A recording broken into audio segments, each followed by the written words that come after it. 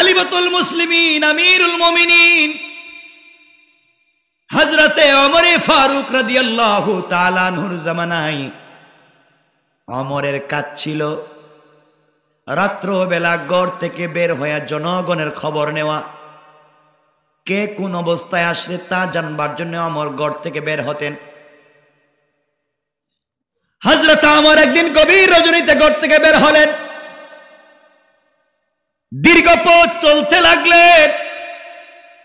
গভীর রাত্রি কিছু দূর যাওয়ার পরে দেখেন একটা জোয়ান ছেলে, একটা নওজোয়ান যুবক ছেলে কাঁধের মধ্যে একটা ব্যাগ নিয়ে দ্রুত গতিতে চলে যায়।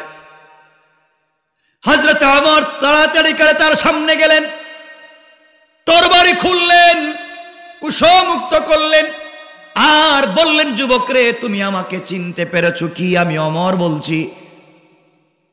তুমি এত রাত্রবেলা বস্তা হাতে নিয়ে কই যাও? তোমার পরিচয় দাও, তোমার কাছে কি আছে আমাকে বলো, নচেত তোমার শরীর থেকে মাথাটা আলাদা করে দেব।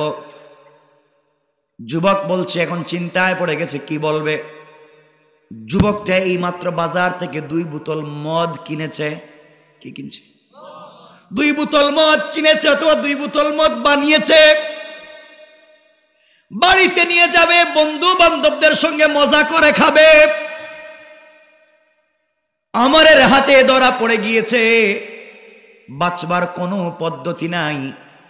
ওমর তো মেরেই ফেলবে মদ দেখবার পরে। যুবক কৌশল করে বলছে, খলিফাতুল মুসলিমিন আমিরুল মুমিনিন, আমার হাতে যে বোতল দেখতেছেন এই বোতলে আছে দুধ। কে আছে? আমার বোতলে আছে গরম দুধ। ওর চিন্তা হলো দুধ বলবার পরে আর ছেড়ে দিবে, দেখবে না। ওমর বললেন, এত রাত্রবেলা দুধ নিয়ে কোথায় যাও? যুবক তো এখন মহা বিপদে, এখন কি উত্তর দেই? যুবক বলছে, খলিফাতুল মুসলিমিন আমিরুল মুমিনিন, আমি দুধের বোতলগুলা নিয়ে যাই, আমার বোন অসুস্থ, আব্বা দিছেন। মিথ্যার উপরে মিথ্যা। ওমর বলেন, বাহির কর দেখি তো বোতলে কি আছে। এবার তো আরো বড় বিপদ। মদকে যদি মদ বলতাম হয়তো জীবনে বাঁচতেও পারতাম। মদকে তো মদ বলি নাই, উল্টা দুধ বলেছি। নিশ্চয় অপরাধ ডাবল করে ফেলেছি, মেরেই ফেলবে ওমর। ওমর বললেন, বোতল বাইর কর, তোর বোতলে দুধগুলো আমি দেখি। যুবক এবার চোখের পানি ছেড়ে মনে মনে আল্লাহর কাছে কান্না করে তওবা করে। আমি যে আয়াত পড়েছিলাম, আল্লাহ বলছেন, ওয়াল্লাযীনা ইয়াকুলুনা রাব্বানা সরিফ আন্না আযাবা জাহান্নাম ইন্না আযাবাহা কানা গরামা। আল্লাহ বলেছেন, বান্দারে, সাকারাতের আগে তওবা করলে আমি মাফ করে দেব। এবার আল্লাহর গোলাম কান্না করে আল্লাহকে ডাক দিয়া বলছে, আল্লাহ,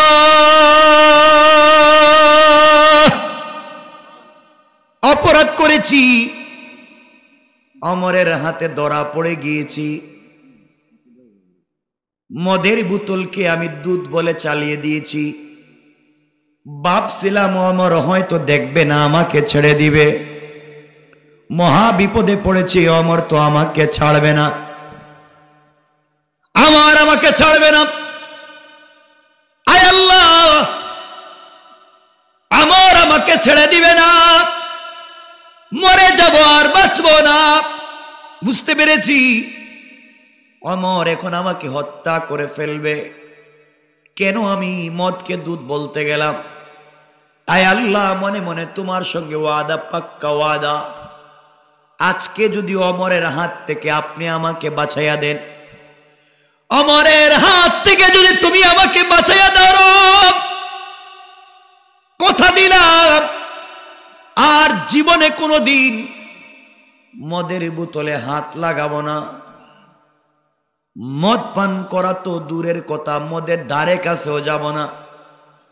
শুধু আজকের দিনে ওমরের হাত থেকে আমাকে বাঁচাইয়া দাও। ওমর এমন কঠিন মানুষ, কোন নসিহত শুনবে না, মেরেই ফেলবে। আল্লাহ, তওবা করলাম, কথা দিলাম আর কোনোদিন খাবো না, ছেড়ে দাও, আমাকে বাঁচাইয়া দাও। এইভাবে যুবক কান্না করতে করতে মদের 2টা বোতল বের করে ওমরের হাতে দিয়েছে। ওমর মদের বোতলগুলো খুলে হাতের মধ্যে নিয়ে দেখে বোতলের ভিতরে গরম গরম দুধ রয়েছে। কোন সুবহানাল্লাহ। ওমর বললেন, যুবক বেঁচে গেলে, গরম দুধ দেখতেছি, নিয়ে তাড়াতাড়ি চলে যা। যুবক এবার দুধ বোতলগুলা নিচে রেখে কাঁদতেছে আর বলতেছে, হুজুর, খলিফাতুল মুসলিমিন আমিরুল মুমিনিন, মিথ্যা বলেছি, অন্যায় বলেছি, আমার বোতলের ভিতরে তো দুধ নাই, মদ আছে। ওমর বলেন, আমি তো দেখলাম দুধ। যুবক বলছে, হুজুর, এইমাত্র 2 বোতল মদ নিয়ে এসেছি, বাড়িতে যাব, মজা করে পান করব। আপনাকে দেখবার পরে মনে মনে আল্লাহর কাছে তওবা করেছি আর বলেছি, আল্লাহ, কথা দিলাম আর নাফরমানি করব না, আর জীবনে কোনোদিন মদের বোতলে হাত দিব না। রব, তুমি কি আমাকে আজকের দিনে বাঁচাইয়া দিতে পারো না? এই কথা বলে আপনার হাতে বোতল দিয়েছি। রব দেখি আমার দোয়াকে কবুল করে মদের বোতলকে দুধ বানাইয়া দিয়েছে। সুবহানাল্লাহ, জোরে পড়েন। এজন্যে আমরা কার কাছে চাইব? সবাই বললেন না, আরো জোরে বলেন। এই জন্য যদি আল্লাহর কাছে চাইতেই হয়, সবাই মিলে যদি জান্নাতে যেতে হয়, 4 গুণ বলেছি হাদিসে, নবীজি আরো 4 গুণ বলেছেন। এর মধ্যে 4 গুণ হাদিসে রাসূল বলেছেন, এই 4 গুণ অর্জন করলে জান্নাতে যাওয়া যাবে। এই গুণগুলো অর্জন করতে হলে পরিবারকে সুন্দর করা লাগবে। আমার বন্ধুগণ, কথাগুলো শুনেন, কি বলতে চাই। পরিবারকে সুন্দর করেন, কেমনে পরিবার সুন্দর করবেন, কথাগুলো শুনেন। আমার নবী আখিরি জামানার পয়গম্বর, সরকারে কায়নাত, দু জাহানের সরদার, নবী রহমত জনাবে মুহাম্মদুর রাসূলুল্লাহ সাল্লাল্লাহু আলাইহি ওয়াসাল্লাম দ্বীনের দাওয়াত দিতে বাহিরে যেতেন। আমার মায়েরা, বোনেরা, গভীর মনোযোগ দিয়ে শোনেন। আল্লাহর নবী দ্বীনের দাওয়াত দিতে বাহিরে যেতেন। ঘরের ভিতরে আসবার পরে দাওয়াত দিতে যত কষ্ট হয় না কেন, মানুষ যত কষ্টই দেয় না কেন, গালি দেয় না কেন, যত কষ্টই পড়ুক না কেন, ঘরের ভিতরে এসে খাদিজার চেহারার দিকে তাকালে নবীজির সবগুলা কষ্ট দূর হয়ে যায়। নবীজি যখন দ্বীনের দাওয়াত দেন, মা খাদিজাতুল কুবরার বয়স তখন 70-এর কাছাকাছি, নবীজির বয়স তখন 40-এর কিছু পরে। নবীজি বলতেন, খাদিজা, এই বৃদ্ধা বয়সে তুমি আমার জন্য এত কষ্ট করবার প্রয়োজন নাই। কষ্ট করে করে গারে হেরায় নবীজির জন্য খাবার নিয়ে যেতেন। গভীর রাত্রে দরজায় দাঁড়িয়ে থাকতেন। সারাদিন নবীজি কাজ করে এসে, দ্বীনের দাওয়াত দিয়ে এসে দরজায় যখন হাত দিয়ে নক করে বলতেন, খাদিজা, একবার ডাক দিতে দেরি হতো, দুটা দরজার পাট খুলে যেতে দেরি হতো না। আমার নবীজি বলতেন, খাদিজা রে, ও খাদিজা, তুমি কি রাত্রে ঘুমাও না? খাদিজা বলতেন, স্বামী রে, দ্বীনের দাওয়াত নিয়ে আপনি বাহিরে যান, আমি যদি ঘুমায়া যাই, আপনাকে জীবনে কোনো সাপোর্ট সহযোগিতা করতে পারলাম না, এই জন্যে আমি ঘুমাই না। একসাথে আপনাকে নিয়ে খেতে চাই, আপনার সঙ্গে থাকতে চাই। এইভাবে দিন চলতে লাগলো, এইভাবে দিন চলতে লাগলো। শুনেন কি বলতে চাই। একদিন নবীজি দ্বীনের দাওয়াত দিয়ে ঘরের ভিতরে আসলেন।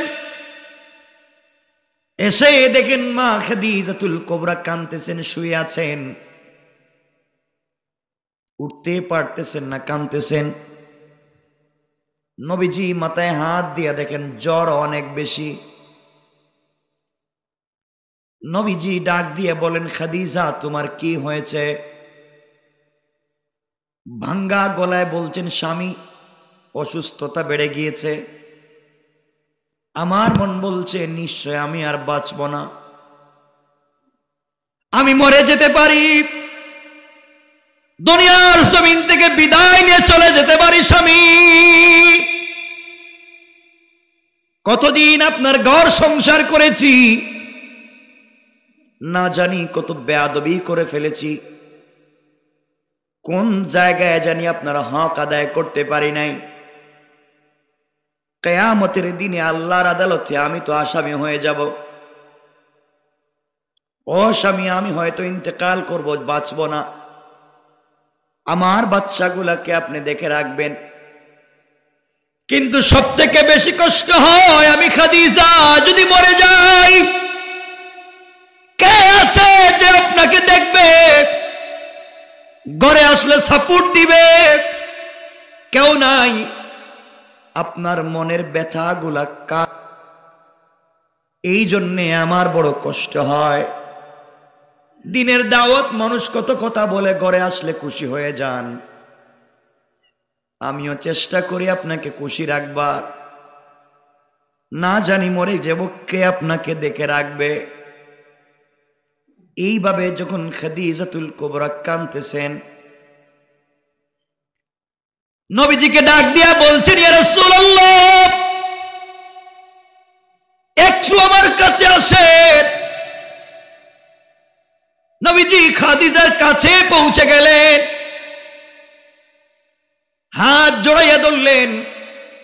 খাদিজা আমার নবীর হাতে চুম্বন করলেন, ডাক দিয়া বলছেন, স্বামীরে স্ত্রী হিসাবে আপনার হক আমি আদায় করতে পারি নাই, অনেক ভুল হয়েছে, অপরাধ হয়েছে, অন্যায় হয়েছে।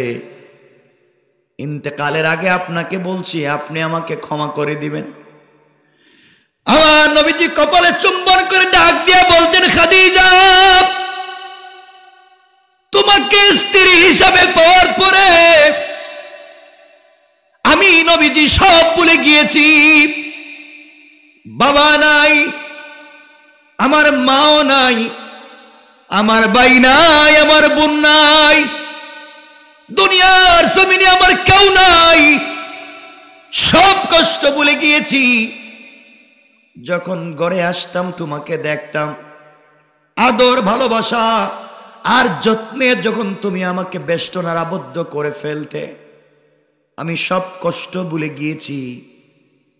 আমি স্বামী হিসাবে তোমার হক ঠিক মতো আদায় করতে পারিনি।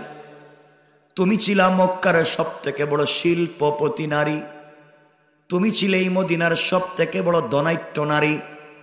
তোমার ব্যবসায় মক্কার মানুষ টাকা দিয়ে ব্যবসা করত।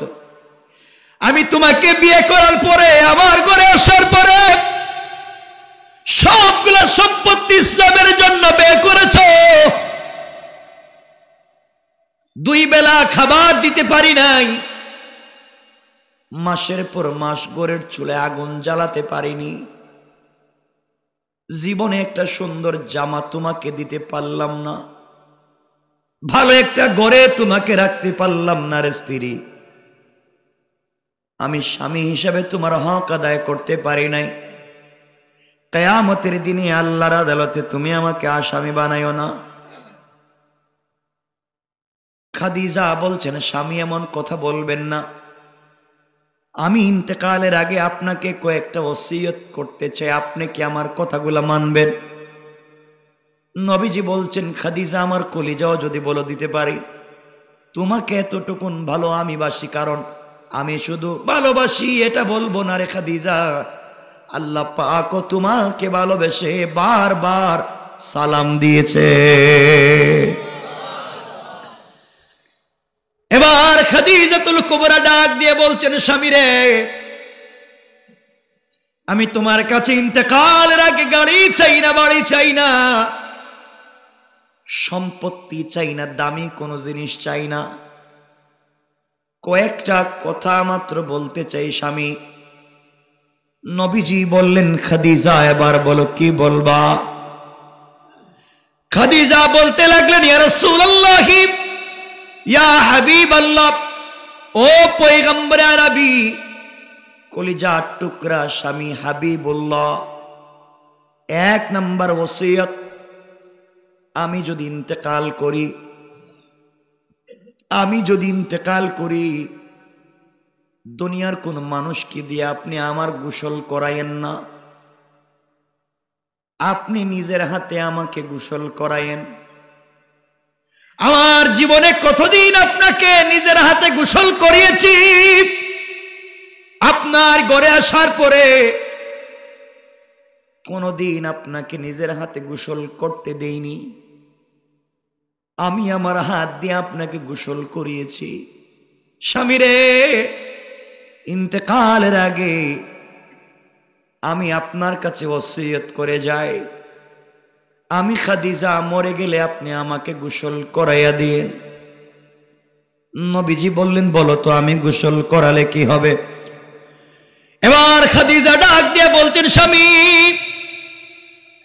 আপনি যদি আমাকে গোসল করান, আপনার দুইটা হাতের বড় দাম আছে।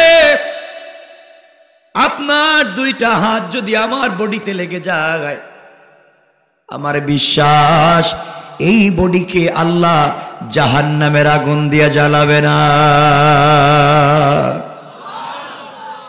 নবীজি কানলেন আর বললেন, খাদিজা তুমি বলেছ, তোমার কথা কি আমি মেনে নিলাম, অবশ্যই পালন করব। বলো তো তুমি আর কি বলতে চাও? খাদিজা এবার কাঁদতে কাঁদতে বলছেন, স্বামী আমার, আপনার কাছে আমার 2 নাম্বার চাওয়া, আমি মরে গেলে পৃথিবীর কোনো দামি কাপড় দিয়ে আপনি আমার কাফনের ব্যবস্থা করবেন না। আমি আপনার কাছে কাবার গিলাফও চাই না, পৃথিবীর দামি কোনো কাপড় আপনার কাছে চাই না। ও পয়গম্বর আরবি, ও আমার স্বামী, আপনার পরনের একটা জুব্বা, আপনার পরনের একটা পাঞ্জাবি, যেটা পরে আপনি দ্বীনের দাওয়াত দিয়েছেন, এমন একটা পুরাতন জুব্বা আমার গায়ে আপনি দিয়ে দিয়েন। আপনার পরনের জুব্বা দিয়ে আপনি আমার কাফনের ব্যবস্থা করে দিয়েন।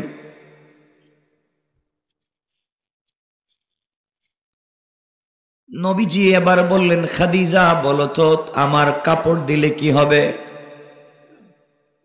খাদিজা ডাক দিয়া বলছেন, স্বামী রে, আপনার কাপড়ের অনেক দাম, আপনার বডিতে যেই জুব্বা লেগেছে তার তো অনেক দাম হয়ে গিয়েছে। আপনার কাপড় দিয়ে যদি আমাকে কাফন পরাইয়া দেন, আমার বিশ্বাস ফেরেশতারা এই কাপড়ে আঘাত করবে না। এবার নবীজি বললেন, খাদিজা মেনে নিলাম, আর কি চাও? এবার খাদিজা বললেন, স্বামী আমার, আমাকে যখন আপনারা সবাই নামাজ পড়াইয়া কবরে রাখবেন, ওই সময় তো আতর সেন্ট ব্যবহার করবেন, দামি দামি সুগন্ধি লাগাবেন। স্বামী পায়ে ধরে কোনো সুগন্ধি লাগবে না। আপনি কাজ করতে করতে যখন ঘেমে যাইতেন, আপনার শরীর থেকে যখন ঘামের ফোঁটা পড়ত, ওগুলাকে আমি একটা শিশির ভিতরে বোতলে জমা করে রেখেছি। ও স্বামী, আমি মরে গেলে আমার কাফনের কাপড়ে আপনার শরীরের গাম লাগাইয়া দিবেন। আল্লাহু আকবার বলেন, আল্লাহু আকবার। ওটা লাগাইয়া দিবেন। আমার মন বলছে আমার কবরটা জান্নাতুল ফিরদাউসের মিশকে আম্বরের গ্রান হয়ে যাবে। আমি কবরে গিয়েও আপনার শরীরের গন্ধ পাবো।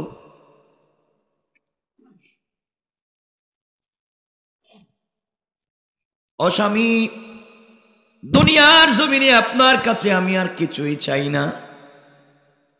নবীজি বললেন, খাদিজা এত ভালোবাসো বুঝিনি। এবার খাদিজা বলছেন, স্বামী আমার আরো কথা বাকি আছে। কি বলতে চাও? খাদিজা বলছেন, স্বামী আমার জানাজার ইমামতি অন্য কোন সাহাবীকে দিয়ে করায়েন না। আমার জানাজার ইমামতি আপনি নিজে ইমামতি করবেন। নবীজি বললেন, কেন খাদিজা আমাকে বলো। খাদিজা বলছেন, স্বামী আমার, আপনি যখন আমার লাশের সামনে দাঁড়াইয়া আমার জানাজার ইমামতি করবেন, তখন খাদিজার সঙ্গে কাটানো অনেক স্মৃতি আপনার মনে পড়বে। আমার কোন স্মৃতি মনে পড়ে আপনি যদি চোখ থেকে পানি ছেড়ে দেন, আমার বিশ্বাস আপনার ওই এক ফোঁটা চোখের পানির কারণে আল্লাহ জাহান্নাম হারাম করে দিবে।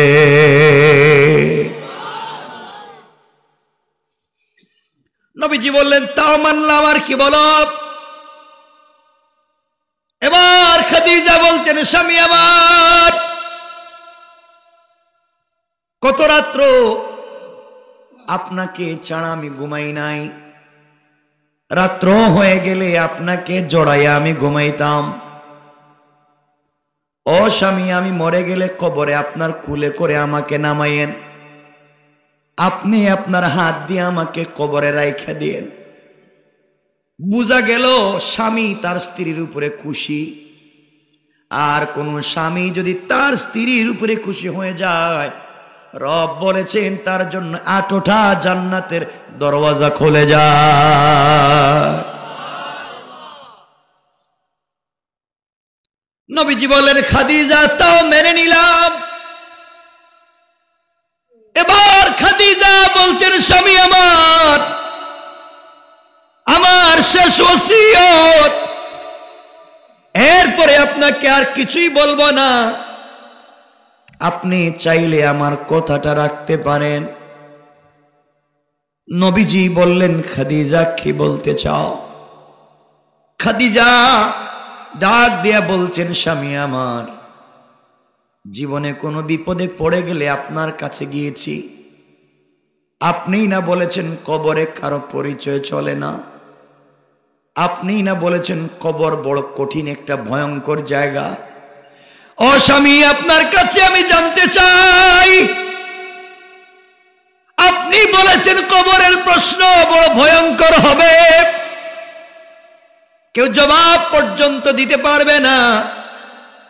জীবনে আপনার কাছে আমি কিছুই চাইনি। জীবন যৌবন সম্পদ সব বিসর্জন আপনার জন্য করেছি। আমার শেষ ওসিয়ত, আমি যদি মরে যাই, আপনি আমাকে কবরে একা রেখে আইসেন না।